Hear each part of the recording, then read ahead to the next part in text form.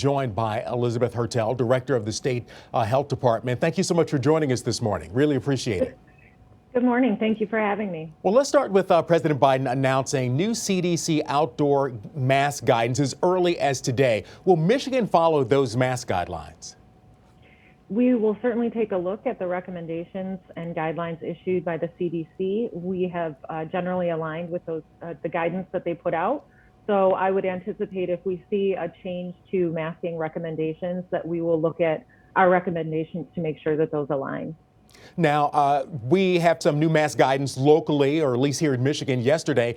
Children ages 2 to 4 began wearing masks. Will that guidance change depending on what comes out of Washington and the CDC and the Biden administration?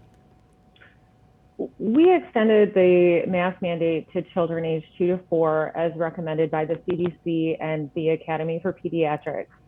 We do recognize, they're children 2 to 4. It's difficult to get them to do anything sometimes. So mask wearing may not be something that people can do regularly with children that age, but making a best effort to do so when they are in crowds, in gatherings, or with people outside their household to minimize risk for children of those ages. All right. Well, of course, the Johnson & Johnson vaccine has been in the spotlight over the last couple of weeks. That vaccine has resumed here, and clinics and cities are now giving it once again. But there's a new blood clot case out of California. This time it's a man. It's certainly making headlines. 30 years old, hospitalized after the single-dose vaccine. Where does that, or how does that influence how people should perceive that vaccine and what the state of Michigan is doing in our guidance?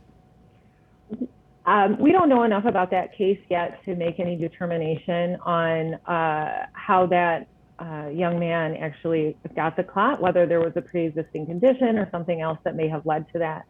If people have concerns about getting the Johnson & Johnson vaccine, we recommend they speak to their physician. However, we know with the number of Johnson & Johnson vaccines that have been administered and the number of blood clots that have been identified, the risk is extremely low with Johnson & Johnson. And so according to the FDA and the CDC recommendation last Friday, we are starting to administer the Johnson & Johnson shot again in Michigan. Do you think it was a mistake to suspend use of the Johnson & Johnson shot, given its likely impact on vaccine hesitancy? There was a correlation, or certainly around the same time, people began not showing up at appointments, and we've really seen a fall off in vaccine efforts, not just in Michigan, but across the country.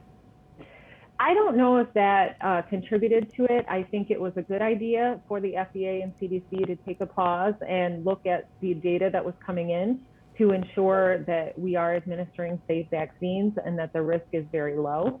I am glad to see that we had such a great demand in Michigan for vaccinations, and we are continuing to implement different strategies to reach people where they are so that they have the opportunity to get vaccinated.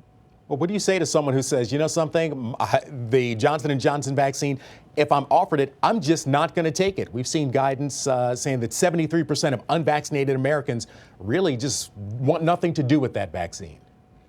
We're in a good position now where people actually do have a choice because we have enough supply. So I think it's a really good thing that we have 3 different options. And if people are uncomfortable with the Johnson & Johnson, you also have Pfizer or Moderna, and there are plenty of locations across the state that are offering any of those vaccines.